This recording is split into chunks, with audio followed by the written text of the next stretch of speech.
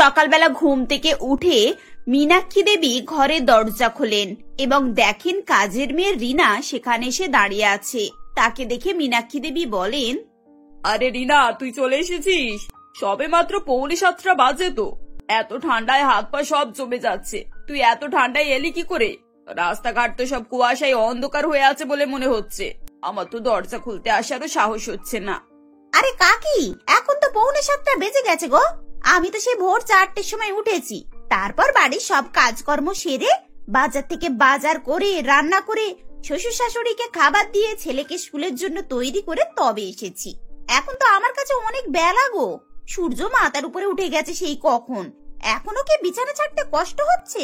আচ্ছা, একটু তাড়াতাড়ি নাও, আমার না এখন তোমাদের এখানে কাজ করে আরো 4টে বাড়িতে কাজের জন্য যেতে হবে। সত্যি বাবা, তুই যা চটপটে। সকালবেলা এত কাজ করে এসেছিস, আবার 4টে বাড়িতে কাজ করবি। আর আমার বৌমাকে দেখ, তোর থেকে বয়সে ছোট, কিন্তু ও তো আমার থেকেও মনে হয় বয়স্ক হয়ে গেছে। সেই 9টা ছাড়া বিছানা ছাড়বে না। আপনার বৌমা বড় লোকের মেয়ে, বাপ মা সারাক্ষণ কোলে পিঠে করে মানুষ করেছে। ওরা তো ওরকমই হবে। আমাদের মতো সাধারণ মানুষের ওরকম ঘুমিয়ে থাকলে চলবে না।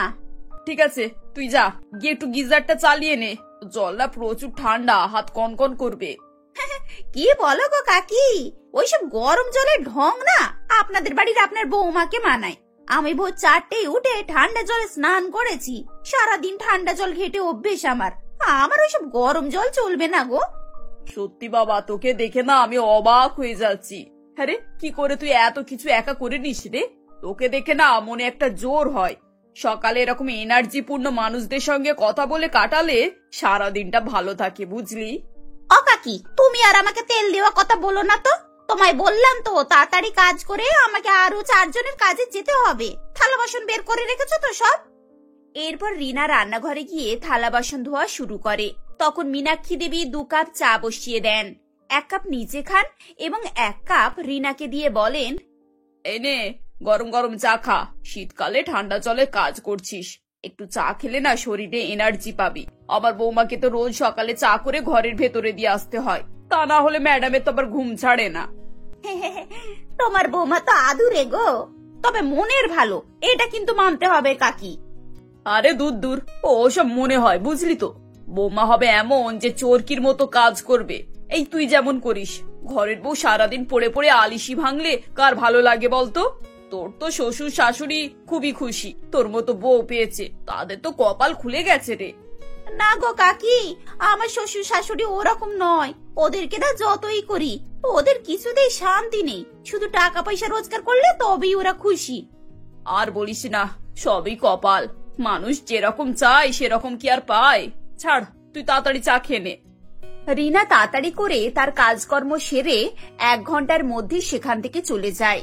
এদিকে মীনাক্ষী দেবীর বৌমা বৈশাখী 9টার সময় ঘুম থেকে উঠে হাই তুলতে তুলতে বাইরে বেরিয়ে আসে আর বলে, উফ বাপরে বাপ, কি শীত পড়েছে গো। আমার তো হাড় মাস একেবারে কনকন করছে। এই ঠান্ডায় কম্বল থেকে বেরোতে ইচ্ছেই হয় না। আচ্ছা মা, রিনা এসেছিল? আসবে না কেন? ও তো আর তোমার মতো পড়ে পড়ে ঘুমায় না। ওর অনেক কাজ। বাড়িতে ভোর 4টের সময় ঘুম থেকে ওঠে, বাড়ির সমস্ত কাজকর্ম সেরে আমাদের বাড়িতে আসে, তারপর আবার 4টে ঘরে কাজ। ও কাজের মেয়ে, সারাদিন চোরকির মতো কাজ করে যাচ্ছে। আরে বাবা, আমি তো শুধু আপনাকে জিজ্ঞাসা করলাম যে ও এসেছিল কিনা। আপনাকে এত কিছু বলতে হবে কেন? যেটা সত্যি সেটাই তো বলেছি বৌমা। তুমি সারাদিন পোল্ট্রি মুরগির মতো ঘরের ভেতরে বসে আছো, আর সেই মেয়েটাকে দেখো সকাল সন্ধ্যা কোনো মানা নেই। কাজ করছে তো করেই চলেছে, আর মুখে কোনো বিরক্তি নেই, কোনো রাগ নেই। আচ্ছা মা, আপনার কি হয়েছে বলুন তো? সকাল সকাল কাজের মেয়ের সঙ্গে আপনি আমার তুলনা করতে বসেছেন। ও টাকা নিয়ে নিজের হিসাব মতো কাজ করে চলে যায়, আমার মতো নয় সারাদিন বিনা পয়সা সংসারে খেটে চলেছে। তুমি কি খেটে চলেছো গো? বেলা 9টার সময় ঘুম থেকে উঠছো, তারপর আবার সারাদিন কাজ করার হিসাব দেখাচ্ছ। মা, আপনি আমাকে এভাবে বলছেন কেন? আমি মানছি আমি বেলা 9টার সময় উঠি। আপনার ছেলে বাবা ওরা তো 10:30টায় দোকানের জন্য বের হয়। ততক্ষণে তো আমি ওদের জন্য চা, জল খাবার, টিফিন সব প্যাক করে দিই। তারপর রাতে সেই ঘুমাতে যায়। তার আগে কি আমি একবারও বিছানায় গিয়ে বসি? বাড়ির 1000টা কাজ থাকে, সব একা হাতে সামলায়। আহা গো, 1000টা না, একেবারে 12,000টা কাজ থাকে। কাজের হিসাব না আমাকে দেখিও না। আমি এই সংসার সামলেছি না আজ 30 বছর হয়ে গেছে। তাই আমি জানি তোমাকে কত পরিশ্রম করতে হয়। তোমার বেলাতে তো তাও কাজের মেয়ে আছে, আমাকে এইসব কাজও না নিজেকেই করতে হতো। আমার মতো হলে তুমি তো সারা বাড়ি একেবারে মাথায় নিয়ে নাচতে। এভাবেই মীনাক্ষী দেবী বৈশাখীকে অনেক রকম কথা শুনিয়ে দেন। বৈশাখী মন ভার করে রাগে রাগে বাড়ির কাজকর্ম সারে। 2-3 দিন পর হঠাৎ বৈশাখীর জ্বর হয়। বৌমা, ও বৌমা, উঠে পড়ো গো, রান্না বান্না করবে তো নাকি? মা, আজ আমি উঠতে পারছি না, আমার খুব জ্বর লাগছে। আজ আপনি রিনাকে বলে রান্নাগুলো করিয়ে নিন, আজকের হিসাব আমি ওকে আলাদা করে দিয়ে দেব। এরপর রিনা কাজে এলে মীনাক্ষী দেবী তাকে বলেন, রিনা, তোর বৌদির আজকে খুব জ্বর রে, তুই রান্না বান্নাটা করে দিয়ে যা না মা। তোর বৌদি বলেছে তোর মাসের শেষে হিসাব আলাদা করে দিয়ে দেবে। আচ্ছা ঠিক আছে গো কাকি, আমি রান্না করে দেব। রিনা রান্নাঘরে চলে যায় এবং নিজের মতো করে রান্না বান্না শুরু করে। এদিকে মীনাক্ষী দেবী অনেকক্ষণ অপেক্ষা করার পর বলেন, আধ ঘন্টা হয়ে গেল, মেয়েটা তো একবারও জিজ্ঞাসা করতেই এলো না যে কি রান্না হবে। কখন রান্না শুরু করবে রে বাবা, যাই একবার গিয়ে দেখি কখন ওর বাকি কাজ শেষ হবে। এই বলে মীনাক্ষী দেবী রান্নাঘরে গিয়ে দেখেন রিনা তরকারি বসিয়ে দিয়েছে। আরে রিনা, তুই আমাকে জিজ্ঞাসা করতে এলি না কি রান্না হবে? ও কাকি, ফ্রিজে ফুলকপি, মটরশুঁটি, টমেটো সবকিছুই ছিল, তাই আমি ফুলকপির তরকারি করেছি, আর একটু ডাল করছি, আর এই মাছের ঝাল ঝাল তরকারি, সঙ্গে একটু বেগুন ভেজে রাখছি। সব হয়ে এসেছে, শুধু ভাতটা একটু বাকি, 10 মিনিট হলে তাও হয়ে যাবে। ও মা, তুই তো দেখছি আধ ঘন্টায় সব কমপ্লিট করে দিলি রে। আর আমার বৌমাকে দেখ, সারাদিন রান্নাঘরে পড়ে থাকে, তাও ওর কাজ শেষ হয় না। কাকি, আমি 5-6 ঘরে কাজ করি, 3 ঘন্টা ধরে যদি রান্না করি তাহলে বাকি কাজ করব কখন শুনি বলো তো? আমার অত দেরি করে রান্না করলে চলবে না, বুঝলে? রিনা চলে যাবার পর মীনাক্ষী দেবী তার বৌমার কাছে এসে আবার রিনার গুণগান শুরু করে। দেখুন মা, আমার এখন খুব মাথা ধরেছে, আমি এখন কোনোভাবেই কাজের মেয়ের গুণগান শুনতে পাচ্ছি না। আপনি পরে আমাকে এসব কথা বলবেন প্লিজ। কি আর বলবো বলো, তোমাকে তো কিছু বলতে গেলে তুমি উল্টে 10 রকম কথা শুনিয়ে দাও। যাই হোক, আমি ভাবছিলাম নতুন বছরে মেয়েটাকে একটা জামা কিনে দেব। আমার আলমারিতে 2টো সালোয়ারের পিস রাখা আছে, একটা ডিপ আর একটা হালকা। আপনি ওর থেকেই বরং ওকে একটা দিয়ে দিন, এখন আর বাজারে গিয়ে কিছু কেনার ইচ্ছা আমার নেই। সন্ধ্যাবেলা রিনাকে ডেকে মীনাক্ষী দেবী তার হাতে ডিপ কালারের সালোয়ার দিয়ে বলেন, এই নে রিনা, এটা তোর জন্য, একদম টকটকের রং আছে, তুই ফর্সা, তোকে পরলে না খুব মানাবে। আর একটাও ছিল হালকা রং, হালকা রং যারা একটু চাপা তাদেরকেই ভালো লাগে। বৌমা আমাকে ওটা নিতে বলেছিল, কিন্তু আমি বললাম তোমার গায়ের রং বেশি চাপা, তুমি ওটা রেখে দাও। আর রিনা ফর্সা আছে, ওর গায়ে এই গাঢ় রংটাই বেশি মানাবে। কাজের মেয়ের কাছে নিজের এই রং নিয়ে খোঁটাটা বৈশাখীর একদম পছন্দ হয় না। রাত্রিবেলা অশান্তি শুরু করে আর বলে, মা, আজকে কিন্তু আপনি আপনার লিমিটটা ক্রস করে গেছেন। আপনি এটা কাজের মেয়ের সামনে আমাকে এভাবে অপমান করলেন। আমি মানছি আমি দুধের মতো ফর্সা নয়, কিন্তু রং রূপ এসব কিছু তো মানুষের সৃষ্টি না, এসব উপরওয়ালা দিয়েছে। মানুষের ক্ষমতা রয়েছে নিজেকে প্রতিষ্ঠিত করার, আর আমি যথেষ্ট শিক্ষিত এবং চাকরি করতাম। মানছি আপনার বাড়ির বউ হয়ে আসার পর আমাকে চাকরিটা ছাড়তে হয়েছে, কিন্তু তা বলে তো আমার তুলনা ওই মেয়েটার সঙ্গে করা চলে না। না বাবা, তোমার সামনে তো দেখছি কিছুই বলা যাবে না গো। তুমি শিক্ষিত বলে তোমার দাম আছে, আর ওই মেয়েটা 5 পাস বলে ও বেকার। কিন্তু আমি বলছি শোনো, ও হয়তো পড়াশোনা জানে না, কিন্তু ওর মতো বৌমা পেলে না মানুষের কপাল সত্যি ফিরে যায়। ঠিক আছে, তাহলে তাই হোক, আজ থেকে ও আপনার বাড়িতে আপনার বৌমা হয়ে থাকবে। আমি চললাম আমার বাপের বাড়ি। শুনুন, আপনি ওকে 10 দিন এই বাড়িতে রাখুন, তারপর আপনি বুঝবেন কত ধানে কত চাল। তখন যদি মনে হয় যে আপনার বৌমা কাজের মেয়ের থেকে বেশি গুরুত্বপূর্ণ, তাহলে আপনি আমাকে নিয়ে আসবেন। এই বলে বৈশাখী ব্যাগপত্র গুছিয়ে বাপের বাড়ি চলে যায়। রিনা পরের দিন কাজ করতে এলে মীনাক্ষী দেবী তাকে বলেন, দেখলি তো রিনা, এই ঘটনা ঘটেছে, এবার তুই আমাকে বল, আমি কি কিছু ভুল বলেছি? তুই আমার মান সম্মানটা বজায় রাখ মা, আজ থেকে তুই আমার বাড়িতে থাক, আমিও দেখিয়ে দেব আমার বৌমাকে কে ঠিক আর কে ভুল। ও কাকি, তুমি এসব কি বলছো বলো তো? আমার নিজের সংসার রয়েছে, তাছাড়া আমি আরো 4টে বাড়িতে কাজ করি, তুমি তো জানো। তোমার বাড়িতে থাকলে আমি কি করে সবকিছু ম্যানেজ করবো বলো তো? আরে বাবা, আমি তো তোকে অনেক বেশি টাকা দেব, এই মাসে তুই ওদের বাড়িতে একটু কম কম কাজ করে চলে আয়, ওদেরকে কোনো একটা বাহানা করে দিবি, বুঝলি? টাকার কথা শুনে রিনা কাজ করার জন্য রাজি হয়ে যায়। এরপর সকালবেলা সে নিজের ভাগের কাজ করে মীনাক্ষী দেবীর জন্য চা করে নিয়ে যায়। রিনা, চাটা একটু পাতলা হয়েছে, তা না হলে ঠিকঠাকই আছে। আচ্ছা শোন, তুই এবার চটপট করে সকালে জল খাবার টিফিন এগুলো করে দে, বুঝলি? তারপর একটু বাটিতে করে গরম তেল করে নিয়ে আয়। আমার কাঁধে না খুব যন্ত্রণা হচ্ছে, একটু কাঁধটা মালিশ করে দিবি। এরপর রিনা সমস্ত কাজকর্ম সেরে মীনাক্ষী দেবীর জন্য তেল গরম করে নিয়ে আসে এবং তার কাঁধ মালিশ করা শুরু করে। এই রিনা, তোর মালিশটা ঠিকঠাক হচ্ছে না, একটু জোর করে ঠিকঠাক করে কর। কাকি, এই বয়সে তোমার ঘাড় মটকে গেলে কিন্তু আর রেহাই নেই। বেশি জোর ভালো নয়। আচ্ছা ঠিক আছে, আমাকে এবার রেহাই দাও। আমি তোমার বাড়ির সমস্ত কাজকর্ম সেরে নিয়েছি, এবার আমাকে অন্যান্য বাড়িতে যেতে হবে। আরে বাবা, তোকে তো বলেছি এই কটা দিন তুই একটু আবার কাজগুলো ভালো করে করে দে। এবার কাপড়গুলো কেচে না দুপুরবেলার রান্নাটা করে নে, তারপর বিকালে আমাকে একটু চা করে দিয়ে ছাদে গিয়ে কাপড়গুলো তুলে নিবি। শীতের বেলা তাড়াতাড়ি কাপড় শুকনো হলে আবার মুশকিল হয়ে যাবে। রিনা মীনাক্ষী দেবীর কথা মতো তাড়াহুড়ো করে কাজকর্মগুলো সারে এবং বিকেল বেলা আবার বাড়ি যাওয়ার জন্য বায়না করে। তখন মীনাক্ষী দেবী তাকে বলেন, আরে বাবা, যাবি যাবি, দেরি কোথায় হয়েছে? আমাকে একটু চা আর পকোড়া করে দে তো, একটু খাই। তারপর তুই চটপট করে রান্নাগুলো করে দিয়ে রাতের রান্নার ব্যবস্থাটা কর। আমার ঘরে যে কাপড়গুলো রাখা আছে ওগুলো ভালো করে আয়রন করে পাট করে আলমারিতে তুলে রাখ। রিনা মীনাক্ষী দেবীর কথা মতো সমস্ত কাজকর্ম সারে এবং শেষে তার কাছে এসে বলে, এবার আমি আসছি গো কাকি। আর হ্যাঁ, তুমি একটা কথা শুনে নাও, তুমি আমাকে ডবল কেন 4 ডবল পয়সা দিলেও আমি তোমার বাড়িতে আর কাজ করতে আসবো না। তোমার যা নাটক, তাতে করে তোমার বৌমাই তোমাকে সহ্য করবে, আর কেউ না। এভাবেই অনেক রকম কথা শুনিয়ে রিনা চিরকালের জন্য মীনাক্ষী দেবীর বাড়ি থেকে বিদায় নেয়। এরপর আর কি, মীনাক্ষী দেবী পরের দিনই একেবারে জুজু হয়ে তার বৌমার কাছে যান এবং তার হাতে ধরে ক্ষমা চেয়ে তাকে বাড়ি ফিরিয়ে আনেন।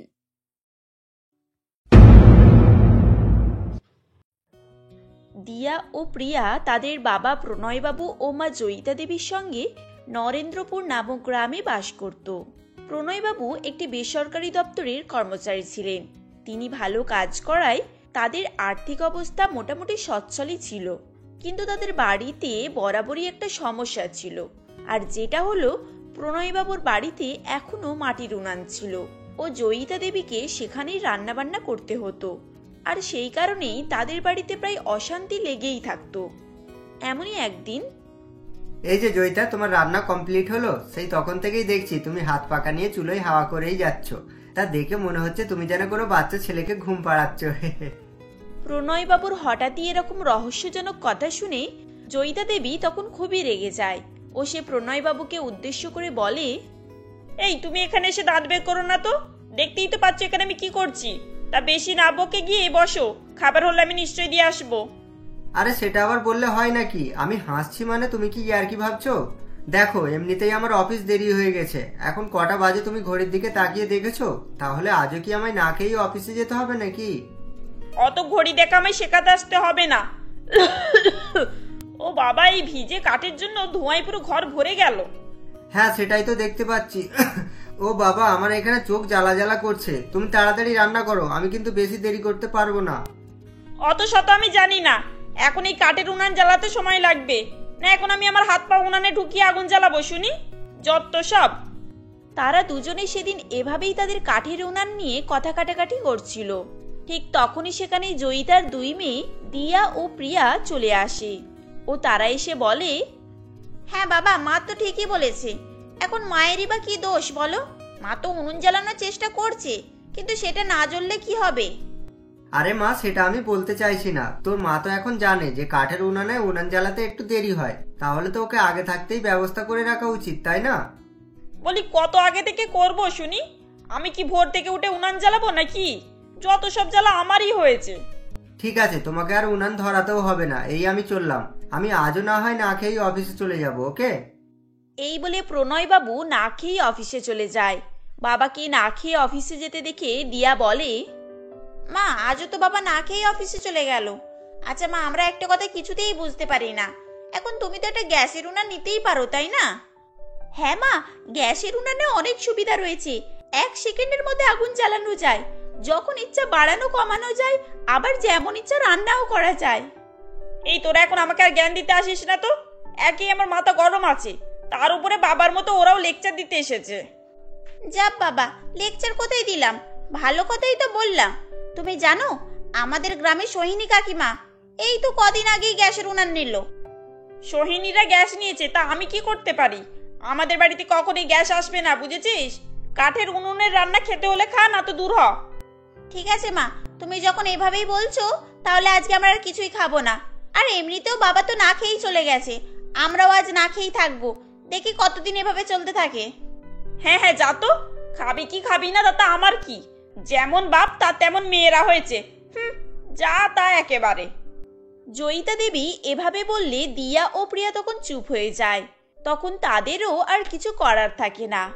আসলে জয়িতা দেবী একটু খিটখিটে স্বভাবেরই মহিলা ছিলেন, যার জন্য প্রায় সময় তাদের সংসারে অশান্তি দেখা দিত। সেদিনটা তাদের না খেয়েই কেটে যায়। এভাবেই বেশ কয়েকদিন চলতে থাকে। এমনই একদিন দিয়া এবং প্রিয়া বাড়িতে পড়াশোনা করছিল। তখন মা, ও মা, কি করছো তুমি? ধোঁয়াতে পুরো ঘর অন্ধকার হয়ে গেছে, আমি তো ভালো করে নিঃশ্বাসও নিতে পারছি না। মা, আমার চোখ জ্বালা করছে, তুমি তোমার ধোঁয়া বন্ধ করো, না তো আজই আমি কানা হয়ে যাব হয়তো। রাজরানীর মেয়ে এসে গিয়েছে। এই তোদের একার কষ্ট হচ্ছে, আমার কষ্ট হচ্ছে না বুঝি? তা আমি যখন এখানে থাকতে পারছি, তোরা থাকতে পারবি না কেন? তা তোমার যখন কষ্ট হচ্ছে তাহলে তুমি গ্যাস নিচ্ছ না কেন? তোমাকে তো আমরা কত করে বলি, তবুও তো তুমি আমাদের কথা শুনতেই চাও না। ওসব গ্যাস ট্যাস আমাদের ভিটেতে উঠবে না, এই কথাটা মাথায় ঢুকিয়ে নে। এখন উনানটা একটু স্যাঁতস্যাঁতে আছে, তাই এত ধোঁয়া হচ্ছে। একটু গরম হয়ে গেলে আর ধোঁয়া হবে না। আর কতদিন এভাবে সহ্য করবো মা? আরে সেই তো বাবাকে না খেয়ে অফিস যেতে হয়, তুমি বাবাকে বলে একটা গ্যাস নিয়ে নাও না। এরকম ভাবে কতদিনই বা চলতে পারে? এসব কথা আমাকে কেন বলতে আসিস? বাবাকে বলতে পারিস না? আচ্ছা ঠিক আছে, আজ তাহলে বাবা আসুক, বাবা এলে আমরা বাবার সঙ্গে কথা বলে নেব। দিয়া ও প্রিয়া এভাবেই তারা পরিকল্পনা করে নেয়। এরপর তাদের বাবা বাড়ি ফিরলে তারা বলে, বাবা একটা কথা বলবো? বলছিলাম এই কাঠের উনান আমাদের জীবনকে একেবারে অতিষ্ঠ করে তুলেছে। বাবা মাকে একটা গ্যাসের উনান নিতে বলো না। কি গ্যাসের উনুন? তার কোনোই প্রয়োজন নেই, কারণ আমাদের পূর্বপুরুষ থেকে এখনো পর্যন্ত সবাই এই কাঠের উনুনে রান্না করে খেয়ে এসেছে, আর এতে করেই আমাদের সারা জীবন কেটেছে, বুঝেছো? আচ্ছা, তাহলে তুমি গ্যাসের চুলা নিতে চাও না, তাই তো? আর আমরা এর জন্য মাকে দোষ দিয়ে যাচ্ছিলাম। এবারে বুঝেছিস তো কেন আমি গ্যাসের উনানের কথা শুনলেই রেগে যেতাম? সে না হয় ঠিক আছে বাবা, কিন্তু তুমি কেন গ্যাসের চুলা নিতে চাও না? ওহ, তোদেরকে কিভাবে বোঝাবো যে গ্যাসের চুলোতে কত রিস্ক? তাহলে তোরা শোন, এই কদিন আগেই আমাদের অফিসের একজন গ্যাসের চুলোয় রান্না করছিল, আর পাইপ লিক হয়ে যাওয়ার ফলে ব্লাস্ট হয়ে মারা গিয়েছে। এখন তোরাই বল, আমি কি চাইবো যে আমাদের বাড়িতে এরকম কোনো দুর্ঘটনা হোক? প্রণববাবু এভাবে বললে দিয়া, প্রিয়া এবং জয়িতা দেবী চুপ হয়ে যায়।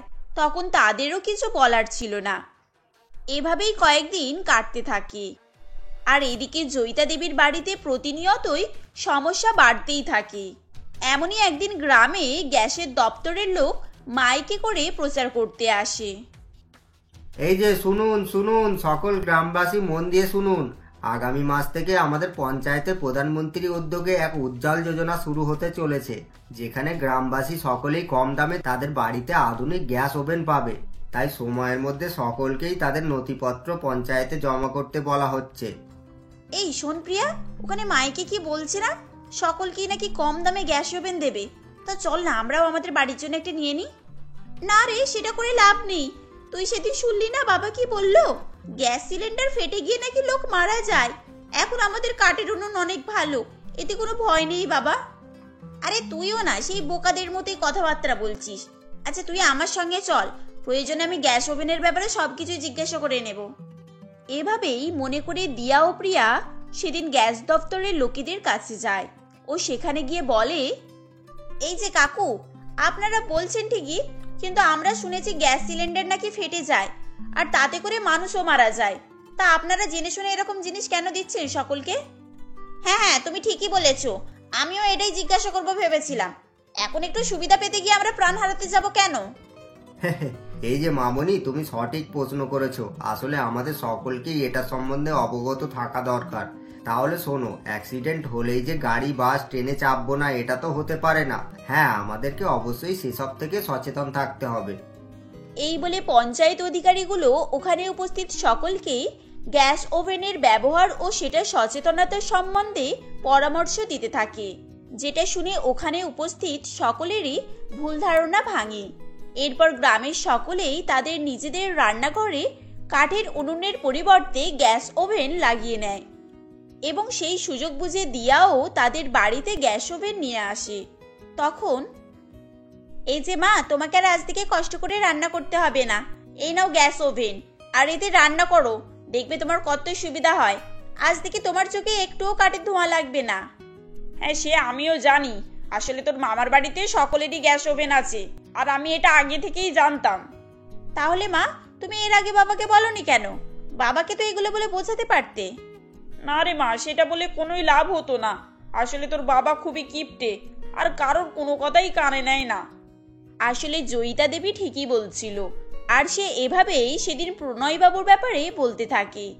এরপর দিয়া বলে, তাহলে ঠিক আছে মা, আজ আমি বাবাকে বুঝিয়ে দেব, যেখানে বাবা শুধু গ্যাস সিলিন্ডারের দাম দেখছে, কিন্তু সময়ের দাম আর মানুষের পরিশ্রম মোটেও দেখছে না। কাল সকালে বরং আমি বাবার জন্য রান্না করব। দিয়া ও প্রিয়া সেদিন এভাবেই রান্না করে নেয়। এরপর তারা পরের দিন দুই বোন মিলে তার বাবার জন্য রান্না করে। তখন, কি গো, আজকে কিছু রান্না হয়েছে নাকি না খেয়েই অফিসে যেতে হবে? আরে বাবা, আজ রান্না হয়েছে মানে সব রান্না একেবারে কমপ্লিট হয়ে গিয়েছে।